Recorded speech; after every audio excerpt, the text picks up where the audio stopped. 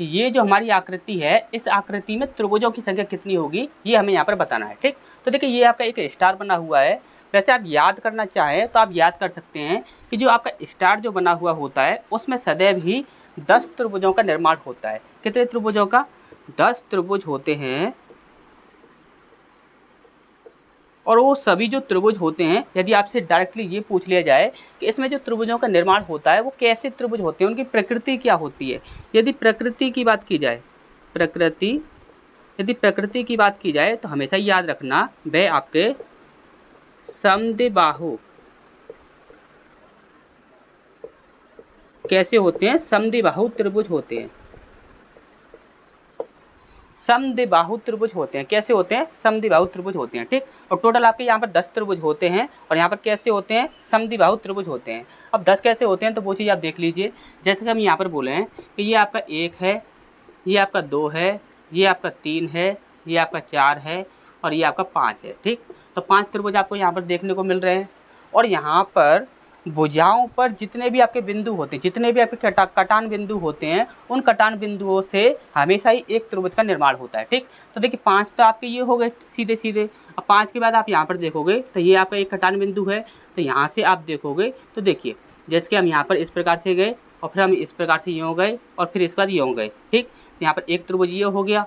इसके बाद ये आपका एक कटान बिंदु है, इस कटान बिंदु से देखें तो आपका इस प्रकार से हम यूँ गए, फिर इसके बाद यूँ गए और इसके बाद यूँ गए। ठीक, तो 2 त्रिभुज ये हो गए। इसके बाद ये कटान बिंदु है, तो यहाँ पर देखेंगे तो एक यूँ, फिर यूँ और फिर यूँ, 3 हो गए। इसके बाद यहाँ पर देखोगे इस कटान बिंदु से, तो यहाँ पर देखोगे तो यूँ, फिर यूँ, फिर यूँ। ठीक, इसके बाद यहाँ पर देखोगे इस प्रकार से, तो यहाँ पर यूँ, फिर यूँ और फिर यूँ। टोटल आपके 5 त्रिभुज बनते हैं। ठीक, तो यहाँ पर देखिए 1 2 3 4 5, 5 तो आपके ये हो गए और 5 ये हो गए, तो टोटल आपके 10 त्रिभुज यहाँ से निकलते हैं। ठीक, अब आपसे देखिए एक प्रश्न और पूछा जाता है, वो भी इसी प्रकार से होता है। उसमें क्या होता है कि जैसे कि आपका एक त्रिभुज इस प्रकार से यहाँ पर एक ये त्रिभुज बना दिया गया। ठीक, एक त्रिभुज आपका इस प्रकार से ये बना दिया गया और इसी प्रकार से क्या किया जाता है कि एक त्रिभुज इस प्रकार से ये बना दिया जाता है। ठीक, तो आप चाहो तो दोनों में याद कर सकते हो। इसका बोलो तो इसमें हमेशा ही स्टार जब कभी भी दिखेगा तो उसमें हमेशा ही 10 त्रिभुज निकलते हैं।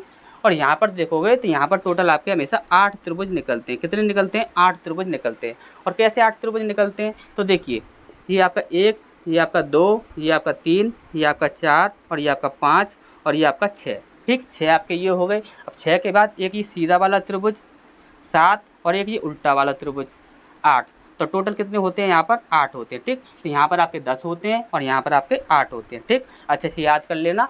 तो नेक्स्ट क्वेश्चन की ओर बढ़ते हैं। इसका नेक्स्ट प्रश्न है हमारे यहाँ पर, देखिए यहाँ पर बोला गया है कि मान लीजिए P, Q, R, S और T 5 कथन हैं। इस प्रकार की फर्स्ट बोला गया है यदि P सत्य है तो Q और S दोनों सत्य है। यदि हमने बोला कि यदि P सत्य है, P यदि सत्य है तो Q और S दोनों सत्य होंगे। Q और S जो होंगे, Q और S जो होंगे वो दोनों की दोनों क्या होंगे? सत्य होंगे। ठीक, अब इसके बाद हमने नेक्स्ट पॉइंट देखा, यहाँ पर बोला गया है यदि R और S सत्य हैं, यदि R और S सत्य हैं तो T असत्य होगा। यदि T जो है यदि वह असत्य होगा तो वहाँ पर R और S जो होंगे, R और S जो होंगे वो क्या होंगे? आपके सत्य होंगे। R और S सत्य हैं यदि T असत्य है। ठीक, अब यहाँ पर देखिए, यहाँ पर आपका बोला गया है निम्नलिखित में से कौन सा या से निष्कर्ष निकाला या निकाले जा सकते हैं। ठीक, इनमें से कौन से निष्कर्ष निकाले जा सकते हैं? यहाँ पर आपके 2 निष्कर्ष दिए गए हैं। तो सबसे पहला आपका निष्कर्ष दिया गया है यदि T सत्य है तो P और R में से कम एक अवश्य सत्य होगा। ठीक, यहाँ पर देखिए, यहाँ पर बोला गया है कि यदि T को सत्य कर दिया जाए तो R और S इन दोनों में से कोई ना कोई एक जो होगा वो आपका अवश्य ही क्या होगा? सत्य होगा। अब मान के चलिए यदि हम इनमें से, जैसे हम मान के चलिए R को हम इधर ले लें, यदि हम R को यदि हम यहाँ पर असत्य कर दें तो T क्या होगा? सत्य होगा और S क्या होगा? ये भी सत्य होगा। ठीक, अच्छा समझ आ गया होगा। यदि यहाँ पर R को यदि हम इधर ले लें और R की जगह पर यदि हम यहाँ पर देखिए S को यदि हम इधर ले लें तो देखिए R की जगह पर हम यदि यहाँ पर S रख दें, यहाँ पर आपका R रख दें और यहाँ पर हम यहाँ पर क्या कर दें, एस को रख दें। तो यहाँ पर एस को यदि हम असत्य मान लें तो यहाँ पर टी जो होगा यदि सत्य होगा तो कम से कम एक तो यहाँ पर आपका सत्य और एक आपका असत्य होना ही है। ठीक, अब यहाँ पर देखिए, यहाँ पर बोला गया था यदि टी सत्य है तो पी और आर में से कम एक आपका अवश्य ही सत्य होगा। तो ये बात जो है ये आपकी बिल्कुल सही है। ठीक, अब यहाँ पर दूसरा पॉइंट बोला गया है। दूसरा पॉइंट क्या है, यदि Q सत्य है तो P सत्य है। यदि यहाँ पर Q सत्य है तो यहाँ पर P सत्य है। ये बात यहाँ पर बोली गई है, तो ये बात भी बिल्कुल सही है। Q यदि सत्य है तो P भी आपका सत्य है, तो ये बात भी आपकी यहाँ पर बिल्कुल सही सिद्ध होती है। ठीक, तो यहाँ पर देखेंगे तो यहाँ पर बोला गया है केवल एक, केवल दो, एक और दो दोनों सही, और ना ही एक और ना ही दो। तो यहाँ पर क्या हो जाएगा, हमारे दोनों ही यहाँ पर सत्य हो जाएंगे। ठीक, अच्छे समझ आ गया होगा। नेक्स्ट क्वेश्चन की ओर बढ़ते हैं। इसका नेक्स्ट प्रश्न है हमारे यहाँ पर। देखिए, यहाँ पर बोला गया है कि ये जो आपकी आकृति दी गई है, इस आकृति में त्रिभुजों की संख्या कितनी होगी, ये हमें यहाँ पर बताना है। ठीक, अब देखिए, इस आकृति में त्रिभुजों की संख्या ज्ञात करने के लिए आपको देखिए दो बातें समझनी होंगी अच्छे से। सबसे पहली बात क्या होगी, ये बात तो सभी अच्छे से जानते हैं कि यदि हमने एक त्रिभुज बनाया और उसे हमने यदि कोने से काट दिया तो वहाँ पर आपके टोटल 3 त्रिभुज निकलते हैं। कितने निकलते हैं, 3 त्रिभुज निकलते हैं, और ये बात सभी अच्छे से जानते हैं। ठीक, अब हमने आपसे बोला कि देखिए, हमेशा ही एक बात याद रखिएगा, जब कभी भी ये सिर्फ ये जो आपका आकृति दी गई है, सिर्फ इसी आकृति में ये बात काम नहीं आएगी, आपकी और भी आकृति होंगी, उनमें भी आपके काम आएगी। ठीक, तो काफ़ी ज़रूरी बात है, ध्यान से समझिएगा। जब कभी भी कोई भी आपकी एक आकृति हो, उस आकृति के साथ यदि एक और आकृति जुड़ जाए या फिर और आकृतियाँ जुड़ जाएँ तो हमेशा वहाँ पर नई आकृतियों का निर्माण होता है। ठीक, कैसे होता है तो वो चीज़ ध्यान से समझिए। जैसे कि हमने बोला कि ये आपका एक त्रिभुज है, इसे हमने उठाकर यहाँ पर रख दिया। ठीक, उसे उठा के हमने क्या किया कि यहाँ पर इस प्रकार से रख दिया। अब हमने बोला कि ये जो आपकी आकृति है, इसका एक और हिस्सा ले लीजिए और उसे आप नीचे रख दीजिए। हमने बोला कि इस प्रकार से हमने एक हिस्सा और ले लिया और उसे हमने यहाँ पर नीचे रख दिया, इस प्रकार से उल्टा। ठीक, अब आप यहाँ पर देख रहे होंगे कि यहाँ पर ये जो आपकी आकृति थी, यही आपकी दो आकृतियों के रूप में इस प्रकार से यहाँ पर जुड़ चुकी है। ठीक, अब यहाँ पर जब कभी भी दो आकृतियाँ एक साथ जुड़ती हैं तो वहाँ पर 100% कोई ना कोई नई आकृति का निर्माण होता है। अब यहाँ पर आप बोलोगे यहाँ पर कितने त्रिभुज होंगे, तो ऊपर वाली आकृति में टोटल आपके 3 त्रिभुज होंगे और नीचे वाली आकृति में टोटल आपके 3 त्रिभुज होंगे। आप बोलोगे सर यहाँ पर 6 त्रिभुज होंगे, तो यहाँ पर देखिए 6 त्रिभुज नहीं होते, यहाँ पर टोटल आपके 8 त्रिभुज होते हैं।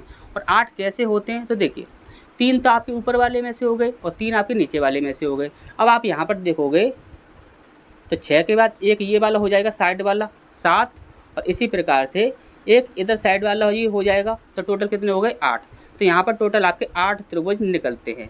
हमने आपसे क्या बोला है कि जब कभी भी दो आकृतियाँ या 3 आकृतियाँ एक साथ जुड़ती हैं तो वहाँ पर 100% नई आकृति का निर्माण होता है। ठीक, तो ये बात आपको याद रखनी है। ठीक, अब इसके बाद यहाँ पर हम बात करें तो ये जो आपको आकृति दिख रही है, ये आपकी आकृति जो है वो एक चौकोर है। यदि कि हम यहाँ पर ये बोलें कि आपका देखिए कोई भी कैसा भी चौकोर हो, आयत के रूप में हो, वर्ग के रूप में हो, कैसे भी हो, यदि कोनों से काटा जाएगा तो वहाँ पर हमेशा ही 8 त्रिभुज निकलते हैं। कितने निकलते हैं, 8 त्रिभुज निकलते हैं। अब देखिए ये भी आपका एक चौकोर है और इस चौकोर को भी देखिए कोनों से ही काटा गया है, तो यहाँ पर भी कितने होंगे, 8 होंगे। ठीक, अच्छे से ये बात समझ में आ गई होगी। अब यहाँ पर देखिए, यहाँ पर ये आपको एक आयत दिख रहा होगा, यहाँ पर ये आपको एक आयत दिख रहा होगा। अब इस आयत को क्या किया गया है, देखिए इस प्रकार से ध्यान से देखिए, इस प्रकार से यहाँ से ये कोनों से काटा गया है। यदि यहाँ से कोनों से काटा गया है तो आप ये कह सकते हो कि यहाँ पर टोटल आपके 8 त्रिभुज होंगे। कितने होंगे, 8 त्रिभुज होंगे।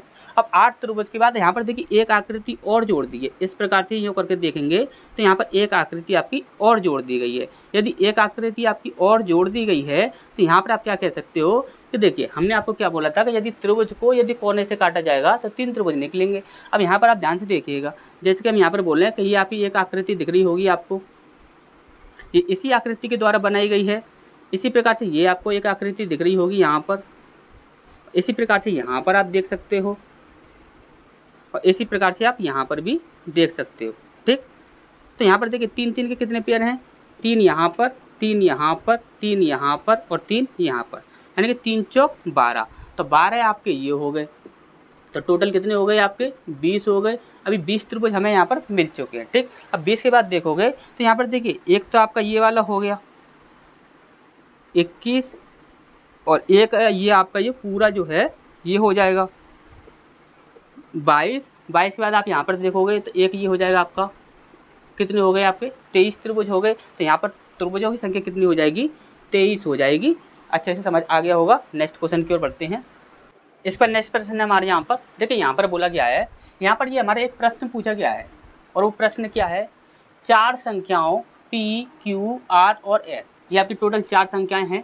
4 संख्याओं में कौन सा सबसे बड़ा है? सबसे बड़ा जो है वह हमें यहाँ पर बताना है, ठीक। इन चारों में से सबसे बड़ा कौन है, ठीक। अब यहाँ पर देखिए कथन दिए गए हैं। सबसे पहला कथन बोला गया है R P और Q से बड़ा है। हमने बोला कि R जो है वह P और Q इन दोनों से ही क्या है, बड़ा है। R जो है P और Q इन दोनों से ही बड़ा है। तो यहाँ पर देखिए हम यदि यहाँ पर बात करें तो यहाँ पर कितने लोग हैं, टोटल 4 लोग हैं। और यहाँ पर कितने लोगों की बात की गई है, 3 लोगों की बात की गई है।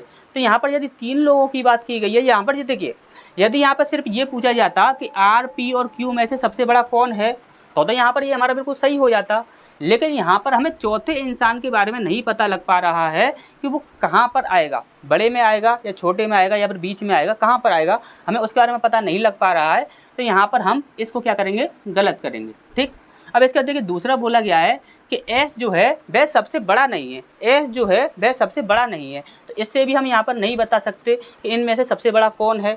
अब यहाँ पर यदि हम बोलें कि इन दोनों को यदि हम कंबाइंड कर दें, यदि हम इन दोनों को जोड़ दें तब क्या होता है, तो देखिए यहाँ पर बोला गया कि S सबसे बड़ा नहीं है। यदि S सबसे बड़ा नहीं है तो यहाँ पर 100% सबसे बड़ा कौन होगा, R होगा। अब हमें चारों लोगों के बारे में पता लग चुका है। तो यानी कि पहले और दूसरे दोनों कथन को एक साथ जोड़ने पर हमारा क्या होगा, आंसर हमें मिल जाएगा। यानी कि हमें यहाँ पर क्या आंसर करना होगा, सी ऑप्शन हमारे यहाँ पर बिल्कुल सही हो जाएगा, ठीक। अच्छा समझ आ गया होगा। नेक्स्ट की ओर बढ़ते हैं।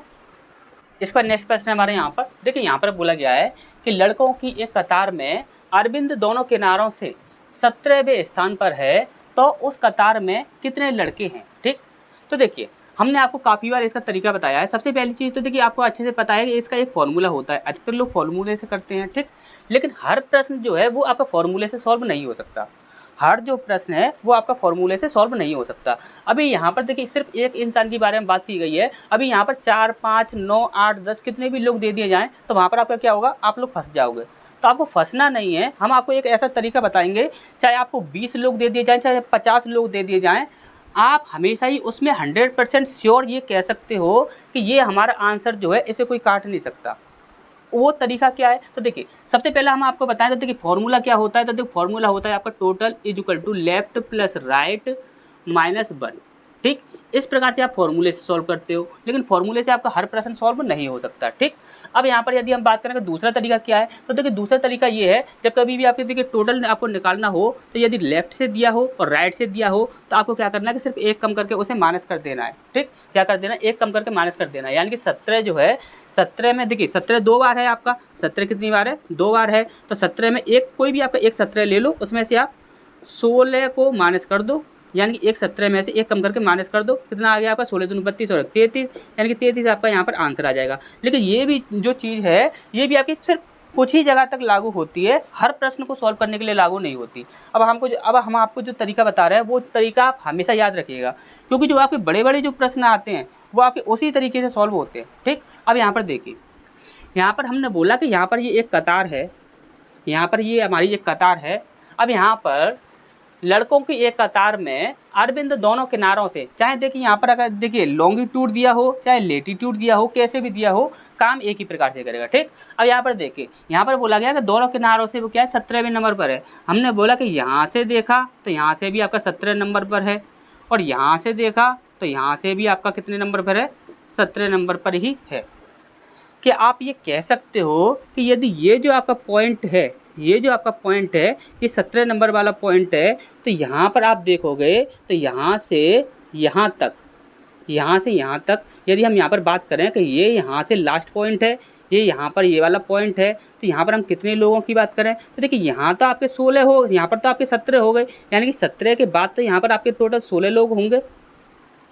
ध्यान से समझ लीजिए, यहाँ पर टोटल 16 लोग होंगे, उसके बाद ही तो आपका ये 17 नंबर पर आ रहा होगा, ठीक।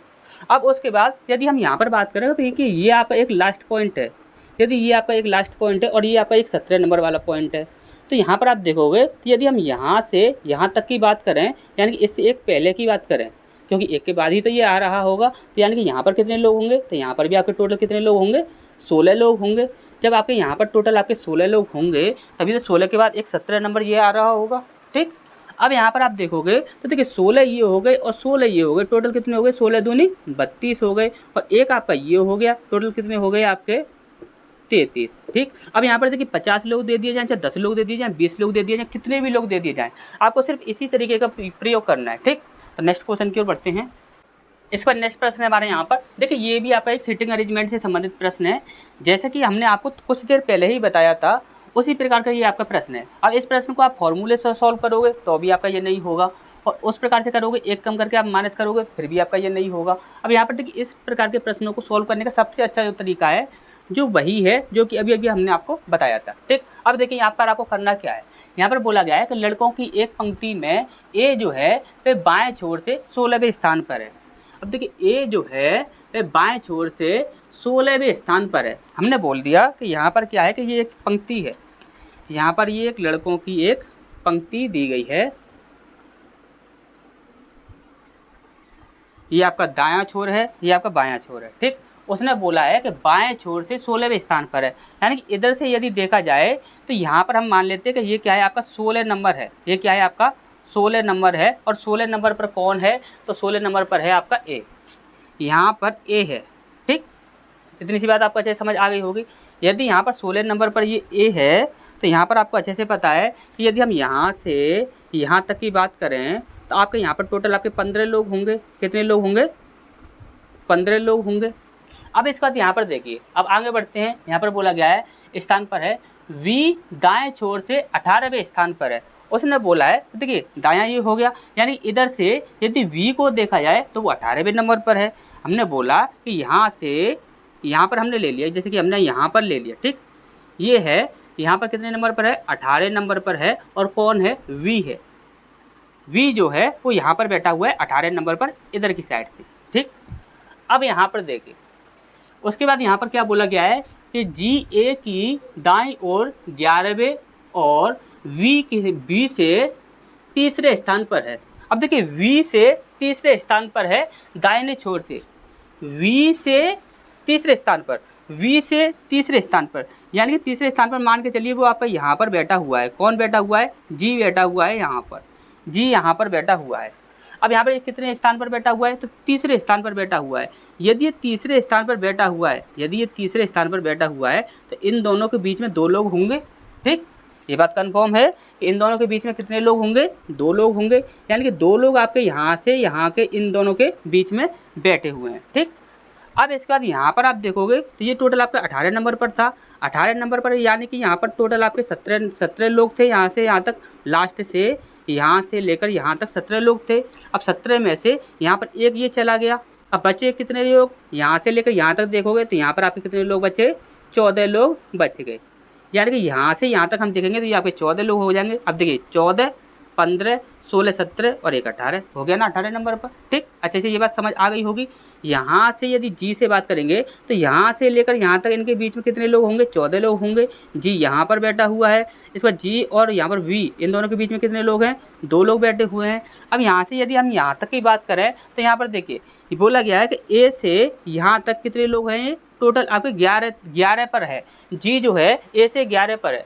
यहाँ पर बोला गया है, कहाँ गया, यहाँ पर देखिए जी ए की दाईं ओर 11वें नंबर पर है, यानी कि ए का दाईं ओर कहाँ पर है, ये है, तो यानी कि 11वें नंबर पर है जी। यदि 11वें नंबर पर है जी तो यहाँ पर देखिए, यहाँ पर 1 ये हो गया, 2 ये, 3 और 1 4, 4 ये कट गए तो बचे कितने आपके, 7 बचे। तो यानी कि 7 लोग जो हैं वो आपके यहाँ पर बैठे हुए हैं। अच्छा, ये समझ आ गया होगा। अब यहाँ पर देखिए, यहाँ से यहाँ पर ये टोटल आपके 11 लोग होंगे। कैसे होंगे, 7 ये, 8, 9, 10 और 11, यानी कि आ गया आपका 11वें नंबर पर। ए के दाईं ओर से कितने नंबर पर आ गया, 11वें नंबर पर आ गया। ठीक, इतनी सी बात आपको अच्छे से समझ आ गई होगी।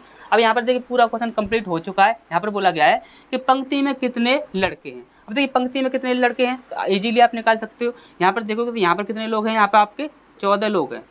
यहाँ पर 1 ये हो गया, इसको बाद में गिनेंगे। ठीक, 14 के बाद 2 ये हो गए, इसके बाद 7 ये हो गए, इसके बाद 15 लोग ये हो गए। और यहाँ पर देखोगे तो 1 2 3 लोग ये हो गए। ठीक, अब यहाँ पर ये टोटल कितने लोग हो गए, तो यहाँ पर आप देखोगे यहाँ पर 5 और 2 7 और 7 दूनी 14 और 14 और 4 18 19 20 21, 21 की 1 हासिल लगी 2। यहाँ पर देखोगे 1 2 और 2 4, यानी कि टोटल कितने हो गए यहाँ पर 41 लोग हो गए। टोटल कितने लोग हो गए यहाँ पर 41 लोग हो गए। ठीक, तो यहाँ पर बी ऑप्शन जो है वो हमारे यहाँ पर बिल्कुल सही हो जाएगा। ठीक, अच्छे समझ आ गया होगा। चाहे कितने भी लोग दे दिए जाएँ और कितना भी बड़ा प्रश्न दे दिया जाए, इस प्रकार से यदि आप प्रश्न को सॉल्व करोगे तो कभी भी वो आपका गलत नहीं होगा। ठीक, तो नेक्स्ट क्वेश्चन की ओर बढ़ते हैं। इसका नेक्स्ट प्रश्न है हमारे यहाँ पर, देखिए यहाँ पर बोला गया है कि लुप्त पद ज्ञात कीजिए। यानी कि यहाँ पर देखिए, यहाँ पर बोला गया कि ये क्वेश्चन मार्क के स्थान पर क्या आएगा ये हमें यहाँ पर बताना है। यहाँ पर ये जो आपका नंबर है, इस नंबर का संबंध इससे है, तो इस नंबर का संबंध किससे होगा ये हमसे यहाँ पर पूछा गया है। अब देखिए यहाँ पर क्वेश्चन मार्क कहाँ पर है, तो क्वेश्चन मार्क आपका यहाँ पर है। यदि क्वेश्चन मार्क आपका यहाँ पर है तो यहाँ पर 100% ये जो आपका नंबर होगा, यहाँ पर जो भी नंबर आएगा वो इसी नंबर से बन रहा होगा। यानी कि हमें चेक भी इसी प्रकार से करना है।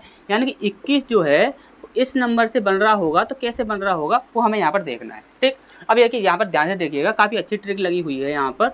यहाँ पर देखिए यहाँ पर कर क्या रहा है वो, यहाँ पर यदि हम बात करें यदि 3 का 2 से यदि हम इंटू कर दें तो कितना बनता है आपका 6 बनता है। हमने बोला 5 का 3 से यदि आप इंटू कर दें तो कितना बनेगा 5 तिया 15 बनेगा, और 15 और 6 टोटल कितना होता है आपका 21 होता है। ठीक, अच्छा ये समझ आ गया होगा, यानी 21 आपका यहाँ पर दिख रहा होगा। इसी प्रकार से यहाँ पर हम चलें तो यहाँ पर देखिए, जैसे हमने बोला कि 8 का हमने 1 में गुणा किया तो कितना बना आपका 8 बना। इसी प्रकार से 3 का यदि हम दो में इंटू करेंगे तो कितना बनेगा 3 दूनी 6 बनेगा। अब यहाँ पर ये कितने हो जाएंगे, तो टोटल आपके 14 हो जाएंगे, क्योंकि 8 और 6 14 होते हैं, तो 14 ही हमारा सही आंसर हो जाएगा। यहाँ पर बी ऑप्शन जो है वो हमारे यहाँ पर बिल्कुल सही हो जाएगा। ठीक, अच्छा समझ आ गया होगा। नेक्स्ट क्वेश्चन की ओर बढ़ते हैं। इसका नेक्स्ट प्रश्न हमारे यहाँ पर देखिए, यहाँ पर बोला गया है कि ये जो आपका शब्द है इसका जल छवि क्या होगी। ठीक, तो यहाँ पर देखिए जल छवि में आपका यहाँ पर रखा जाएगा। ठीक, अब यहाँ पर जल छवि क्या होगी ये हमसे यहाँ पर पूछा गया है। और जल छवि में क्या होता है, यहाँ पर सिर्फ एक ही कॉन्सेप्ट काम करता है, और वो क्या होता है कि जितने भी आपके शब्द होते हैं वो सभी क्या होते हैं उल्टे हो जाते हैं। जितने भी नंबर होते हैं वो सभी क्या होते हैं उल्टे हो जाते हैं। जो भी आपकी आकृति होगी वह उल्टी हो जाएगी। जैसे कि यहाँ पे उल्टी की बात करें, यहाँ पर देखिए टी जो है वह आपका सीधा ही इस प्रकार से बना हुआ है, तो ये आपका इस प्रकार से हो जाएगा, यानी कि उल्टे हो जाते हैं। ठीक, और राइट और लेफ्ट कभी भी नहीं बदलते, सिर्फ एक ही कॉन्सेप्ट काम करता है कि ये उल्टे हो जाते हैं। ठीक, अब यहाँ पर देखिए, यहाँ पर यदि हम देखें तो देखिए यहाँ पर टी सीधा बना हुआ है, यहाँ पर टी सीधा बना हुआ है, यहाँ पर टी सीधा बना हुआ है, तो ये तीनों क्या होंगे गलत होंगे। यदि ये तीनों गलत हैं तो हमारा सही आंसर क्या होगा ए होगा। ठीक, अच्छा समझ आ गया होगा। नेक्स्ट क्वेश्चन की ओर बढ़ते हैं। इसको नेक्स्ट प्रश्न है हमारे यहाँ पर, देखिए यहाँ पर जो आपका एक प्रश्न पूछा गया है, यहाँ पर बोला गया है ए बी सी डी और ई में से सबसे अधिक भारी कौन है, ये हमें यहाँ पर बताना है, सबसे अधिक भारी। ठीक, अब यहाँ पर देखिए आपके ये कथन दिए गए हैं, 2 कथन दिए गए हैं। यहाँ पर बोला गया है कि ए और डी में से प्रत्येक बी ई और एफ में से प्रत्येक से अधिक भारी है। यहाँ पर क्या बोला गया है कि ए और डी जो हैं ये दोनों बी ई और एफ, इन तीनों में से प्रत्येक से ही क्या है ये भारी हैं। ये दोनों क्या हैं, ये इन तीनों से भारी हैं। ठीक, जैसे आपको अच्छे समझ आ गई होगी। अब बोला गया है भारी हैं, किंतु उनमें से कोई भी सबसे अधिक भारी नहीं है। ए और डी में से यदि बात की जाए तो कोई भी यहाँ पर सबसे अधिक भारी नहीं है। अब यहाँ पर आप देखोगे ध्यान से, तो यहाँ पर यदि ये सबसे अधिक भारी नहीं है और ये यदि इन तीनों से भारी हैं, ध्यान समझिए। यहाँ पर बोला क्या गया है कि ए और डी जो हैं में से प्रत्येक ई बी ई और एफ में से प्रत्येक से अधिक भारी हैं, यानी कि बी ई और एफ में से प्रत्येक से ये भारी हैं। कौन, ए और डी, ये दोनों भारी हैं। लेकिन बोला गया है किंतु उनमें से कोई भी ए और डी में से कोई भी सबसे अधिक भारी नहीं है। यदि ये सबसे अधिक भारी नहीं है तो सबसे अधिक भारी कौन होगा, तो यहाँ पर बचा कौन है, तो यहाँ पर बचा है आपका सी, और सी आपका सबसे अधिक भारी होगा। ठीक, अब यहाँ पर एक बात ध्यान समझिएगा, यहाँ पर देखोगे तो यहाँ पर देखिए ए है, बी है, सी है, डी है और ई है। लेकिन यहाँ पर आप देखोगे तो यदि आप सी को यहाँ पर कैंसिल कर दो, यहाँ पर अभी हमने सी नहीं लिया है, यहाँ पर जो बात की गई है सिर्फ हम फर्स्ट स्टेटमेंट की बात करें तो यहाँ पर देखिए यहाँ पर क्या है ए और डी है। ठीक, ए और डी तो यहाँ पर भी है। ठीक, इसका यहाँ पर क्या है बी ई और एफ। अब यहाँ पर क्या है कि एफ जो है वह आपका एक अलग से रख दिया गया है, एफ जो है वह आपका एक अलग से रख दिया गया है। लेकिन अब हम यहाँ पर देखेंगे तो यहाँ पर कितने लोग हैं, 1 2 3 4। यहाँ पर देखिए ई है आपका, बी है आपका, और इसके बाद ई बी, और यहाँ पर ए और डी, ए भी है और डी भी है। अब यहाँ पर बचा कौन, तो यहाँ पर बचा सी, यानी कि अब यहाँ पर 100% कन्फर्म हो गया कि जो सबसे अधिक भारी जो होगा वो कौन होगा, सी होगा। अब ऐसा कन्फर्म क्यों हुआ, क्योंकि यहाँ पर देखोगे तो यहाँ पर जितने भी लोग दिए गए हैं वो तो सब यहाँ पर कंप्लीट हो चुके हैं, साथ ही साथ जो आपका एक्स्ट्रा में जो आपका ऐप जो दिया गया था वो भी आपका यहाँ पर शामिल हो चुका है। अब यहाँ पर सबसे बचा कौन, तो यहाँ पर सबसे अधिक, यहाँ पर ये सबसे अधिक भारी नहीं है, ये सबसे अधिक भारी नहीं है, तो सबसे अधिक भारी कौन होगा, तो सबसे अधिक भारी होगा यहाँ पर सी होगा। ठीक, तो यहाँ पर सही आंसर हमारा क्या हो जाएगा, ए हो जाएगा। ठीक, यहाँ पर सॉरी ये पहला वाला जो हो जाएगा। ठीक, अब यहाँ पर देखिए दूसरे की बात करें तो ए डी से अधिक भारी है किंतु सी से हल्का है। अब यहाँ पर देखिए ए जो है फिर डी से अधिक भारी है, यदि हम यहाँ पर बोले कि ए जो है फिर डी से अधिक भारी है लेकिन सी से हल्का है। अब भी यहाँ पर आप देखोगे तो सी जो है वह सबसे अधिक भारी दिख रहा है, लेकिन यहाँ पर सब कंप्लीट नहीं है। यहाँ पर यदि सब कंप्लीट हो गए तो यहाँ पर देखिए यहाँ पर कितने लोग हैं, तो यहाँ पर देखिए एक तो सी है, यहाँ पर एक सी है, यहाँ पर एक ए है और एक यहाँ पर डी है। ठीक, अब बाकी लोगों का हम क्या करें, बाकी लोगों का तो यहाँ पर कंफर्म नहीं है, इससे हमें कोई मतलब नहीं है, इससे हमें जो कुछ भी निष्कर्ष मिला उससे हमें कोई मतलब नहीं है, हम सिर्फ इसकी बात कर रहे हैं। यहाँ पर हमें क्या बोला गया है उसकी हम यहाँ पर सीधी बात कर रहे हैं। अब यहाँ पर देखिए ये यहाँ पर कितने लोग हैं, टोटल 5 लोग हैं। अब यहाँ पर देखोगे तो यहाँ पर कितने लोग हैं, 3 लोग हैं। अब 2 लोग कैसे हैं, हल्के हैं, भारी है, हमें क्या पता, हमें फर्स्ट स्टेटमेंट से नहीं लेना है, हमें सिर्फ यहाँ पर इसी से बात करनी है। तो यहाँ पर हम बात करेंगे तो देखिए सिर्फ हम पहले से ही चाहें तो हम आंसर दे सकते हैं और दूसरे से चाहें तो यहाँ पर हम दूसरे से आंसर नहीं दे सकते। ठीक, तो यहाँ पर हम अकेले एक से ही आंसर दे सकते हैं, तो यहाँ पर केवल एक, यहाँ पर ये आपका सही आंसर हो जाएगा। ठीक, अच्छे समझ आ गया होगा। नेक्स्ट क्वेश्चन की ओर बढ़ते हैं। इस पर नेक्स्ट प्रश्न हमारे यहाँ पर देखिए, यहाँ पर बोला गया है कि कौन सा विकल्प दिए गए समूह से संबंधित है, यानी कि ये जो आपका एक समूह दिया गया है इस समूह से संबंधित कौन सा होगा वो हमें यहाँ पर देखना है। यानी कि इस समूह को यदि हम देखें तो इसमें जो ट्रिक लग रही होगी वही ट्रिक आपकी लगनी चाहिए। अब देखिए यहाँ पर हो क्या रहा है, जैसे हम यहाँ पर बात करें, यहाँ पर पहला और दूसरा जो नंबर है यदि हम इन दोनों को यदि हम ऐड कर लेते हैं तो कितना होता है, 3 और 1 4, 7 और 2 9। यदि हम इसे 2 से डिवाइड कर दें तो कितना होता है, 2 चौक 8, 2 सत्ते 14, यानी कि यहाँ पर कितना बन रहा है 47 और 47 आपको यहाँ पर दिख रहा होगा। ठीक, इसी प्रकार से हमें यहाँ पर देखना है। तो यहाँ पर हम देखें तो देखिए 3 और 2 5, 7 और 2 9, ये आपका 95 बन रहा है। यदि 100 बन रहा होता तो 2 से भाग लगाने पर 50 आ जाता, तो ये आपका गलत हो जाएगा। ठीक, इस बार यहाँ पर हम देखें तो यहाँ पर देखिए कितना है, 8 और 2 10 की 0 हासिल लगी 1, 7 और 3 10 और 1 11, ये कितना है आपका 110। और 110 का यदि हम आधा करते होगा ये आपका नहीं हो पाएगा, इसे हम गलत कर देते हैं। यहाँ पर हम देखते हैं तो यहाँ पर क्या है आपका 8 और 2 10, 10 की 0 हासिल लगी 1, 7 और 3 10 और 1 11, 11 का हम यदि आधा करते हैं तो आपको अच्छे से पता है कि वो क्या बनता है, आपका 55 बनता है, यानी कि यही हमारा सही आंसर हो जाएगा। ठीक, अच्छे से समझ आ गया होगा। नेक्स्ट क्वेश्चन की ओर पढ़ते हैं। इसका नेक्स्ट प्रश्न हमारे यहाँ पर देखिए, यहाँ पर बोला गया है, यहाँ पर देखिए ये आपकी एक चेतावनी दी गई है। यहाँ पर बोला गया है कि शराब का सेवन स्वास्थ्य के लिए हानिकारक है। ठीक, अब यहाँ पर देखिए इसके लिए धारणाएं दी गई हैं। सबसे पहली है इस चेतावनी की आवश्यकता नहीं है। ठीक, तो देखिए यहाँ पर ये बात जो होगी ये आपकी बिल्कुल ही गलत हो जाएगी। क्यों हो जाएगी कि इस चेतावनी की आवश्यकता नहीं है। देखिए कोई भी काम हो यदि आपको पता हो या ना पता हो फिर भी उसके लिए बोलना बहुत ही ज़्यादा ज़रूरी होता है। ठीक, अब मान के चलिए एक टीचर है, एक क्या है टीचर है। अब एक टीचर जो है वह क्या कर रहा है, पढ़ाता है और वो बहुत ही अच्छा पढ़ाता है। क्या करता है, वह बहुत ही अच्छा पढ़ाता है। अब मान के चलिए तो वो काफ़ी सारे लोगों को लेकर यानी कि नहीं पढ़ाता है, वह यानी कि स्टूडेंटों काफ़ी सारे स्टूडेंटों को बैठाकर नहीं पढ़ाता है। फिर एक दो अगर स्टूडेंट हो गए और उन्हें वो पढ़ा देता है। ठीक, अब यहाँ पर देखिए यदि वो सिर्फ 1-2 स्टूडेंटों को यदि पढ़ाता रहेगा और यहाँ पर यदि उसका प्रमोशन और नहीं किया जाएगा, प्रमोशन का मतलब है यदि एक बच्चा आ गया आपके पास पढ़ने के लिए, एक बच्चा पढ़ने के लिए आपके पास आ गया। ठीक, अब ये एक बच्चा आपके पास पढ़ने आया है, अब ये बच्चा क्या करेगा, दूसरे बच्चों से बोलेगा, फिर उन बच्चों को लेकर आएगा। अब आप क्या करोगे, उनसे मना कर दोगे, हम किसी को भी नहीं पढ़ा रहे, हम सिर्फ इसी को पढ़ाएंगे, हम सिर्फ इसी को पढ़ाएंगे। और यहाँ पर देखिए यहाँ पर यदि सिर्फ इसी को पढ़ाएगा तो ये आगे नहीं बढ़ पाएगा। क्यों, क्योंकि यहाँ पर यदि एक टीचर है बहुत ही अच्छा पढ़ाता है, कितना भी अच्छा पढ़ाता है, इससे अच्छा उस सब्जेक्ट को कोई नहीं पढ़ा सकता भले ही, फिर भी यहाँ पर इसका यदि प्रमोशन नहीं किया जाएगा तो ये आगे नहीं बढ़ सकता। क्यों नहीं बढ़ सकता, क्योंकि यदि 1-2 स्टूडेंटों को ही पढ़ाता रहेगा तो यहाँ पर क्या होगा कि ये आगे नहीं बढ़ पाएगा। जब ये बच्चे जो हैं वो एक दूसरे से जाकर कहेंगे और बच्चों को लेकर आएंगे तब जाकर इसका प्रमोशन होगा, यानी कि ये आगे बढ़ेगा, तब जाकर ये आगे बढ़ेगा। अब यहाँ पर इसी बात से आप यहाँ पर ये बात समझ लीजिए, इस चेतावनी की आवश्यकता नहीं है। तो देखिए कोई भी आपकी चीज़ जो हुई या आपकी बुरी से बुरी हुई चाहे अच्छी से अच्छी हुई, फिर भी उसके बारे में प्रमोशन करना ज़रूरी होता है उसके बारे में बोलना ज़रूरी होता है, ठीक। तो यहाँ पर ये क्या होगा, ये बात बिल्कुल गलत हो जाएगी। चाहे कोई भी चीज़ हो उसके लिए प्रमोशन की आवश्यकता पड़ती है, ठीक। अब यहाँ पर देखिए दूसरी बात यहाँ पर समझें, तो यहाँ पर क्या है कि शराब ना पीने वाले लोग स्वस्थ होते हैं। तो देखिए ये भी आपकी गलत हो जाएगी, क्यों? क्योंकि यहाँ पर देखिए आपको अच्छे से पता है कि देखिए शराब पीने वाले लोग हों चाहे शराब ना पीने वाले लोग हों, यहाँ पर आज के टाइम पर यदि देखा जाए तो हमारा मानना ये है कि जितने भी लोग शहर और गांव में रहते हैं उन सभी लोगों को यदि यहाँ पर देखा जाए तो यहाँ पर 100% जो आबादी है 100% में से आपकी 98% जो है वो सिर्फ दवाइयों से ही जी रहे हैं, सिर्फ और सिर्फ दवाइयों से ही जी रहे हैं। हमारा मानना यह है, यदि आप ये मान के चलिए, यदि यहाँ पर 1 महीना छोड़िए, आप यहाँ पर 10 दिन, हम बोल रहे हैं सिर्फ 10 दिन के लिए किसी भी डॉक्टर का यहाँ पर हॉस्पिटल नहीं खुलना चाहिए, कोई भी सरकारी प्राइवेट कोई भी नहीं खुलना चाहिए, कोई भी हॉस्पिटल नहीं खुलना चाहिए। इसके बाद दूसरी चीज़, कोई भी आपकी केमिस्ट नहीं खुलनी चाहिए, कोई भी किसी को एक टैबलेट भी नहीं मिलनी चाहिए।